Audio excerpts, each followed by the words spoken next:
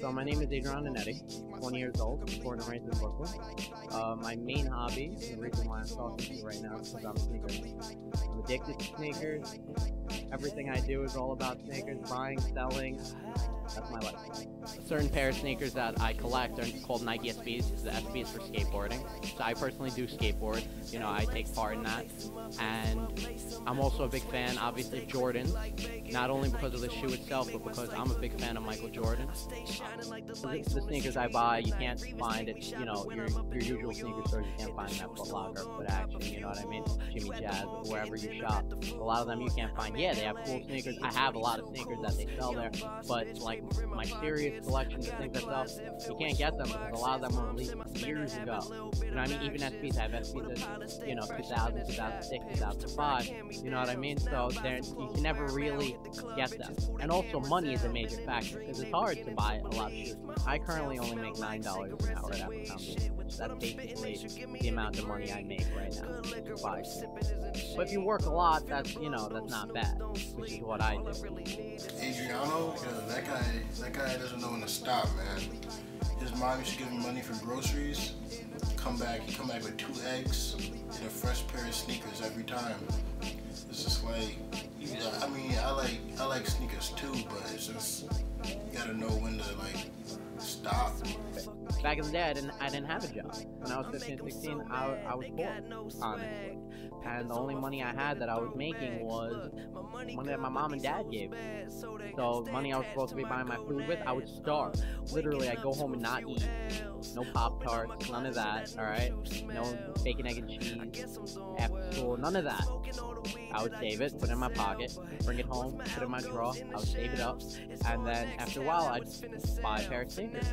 Now, I wouldn't buy, obviously, very expensive sneakers when I first started. I'd buy a couple pairs, and then, you know, that's how I started with the whole trading.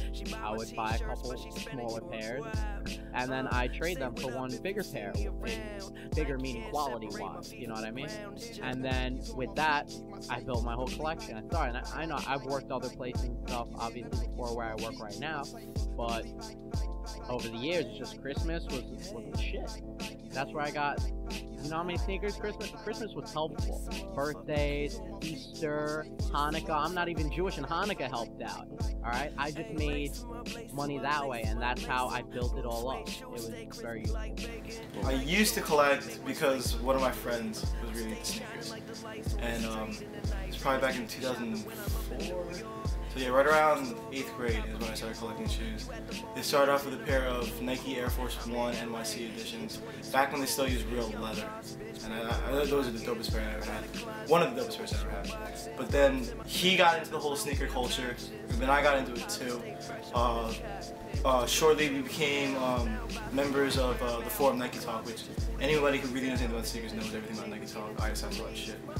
But got involved in Nike Talk, and that just progressed it even more. Slowly but surely, you know, the collection built up, you know, from Air Forces, Nike basketball shoes and shit like that. Basic sneakerhead stores like Flight Club New York, Flight Club Los Angeles, Flight Club Tokyo. That's it. They have what you want. If you're looking for sneakers, that's where you're gonna go to find them. But the sketchy part is the price. They hype the price up. A shoe will drop for $100, just a variable number here, and the next day they'll be in the store for $300. What I love most about collecting sneakers is Kraken Next was like winning the NBA Finals. And to all sneakerheads, because I'm not the only crazy one over here. You know what I mean? There's a bunch of us. But, you know, you walk around, and then all of a sudden you see somebody, they're looking at you.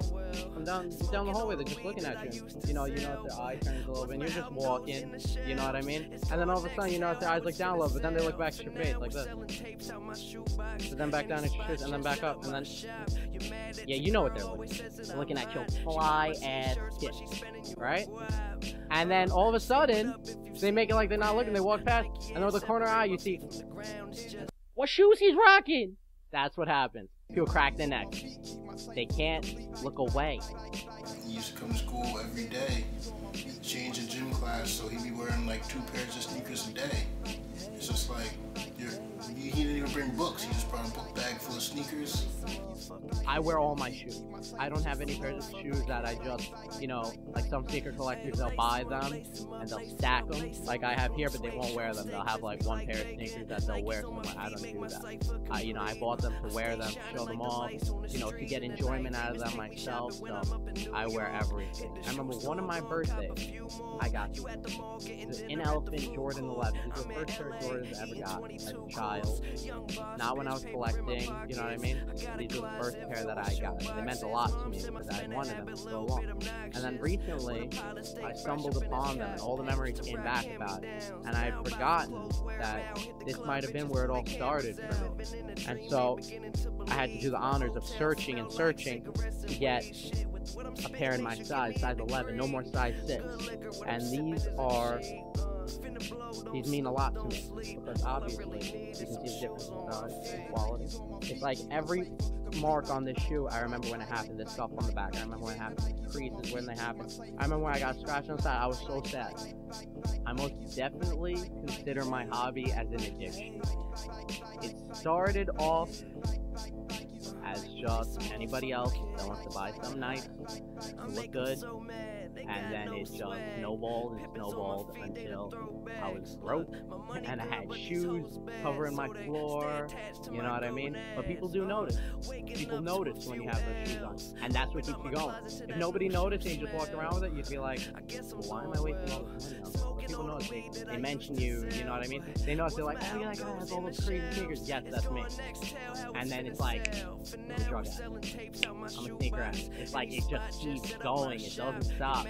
And honestly, I don't regret that it didn't, that it started. I don't really want it to stop. It's an addiction. I like it. Say what up if you see me around. Nike and separate my feet from the ground. It's just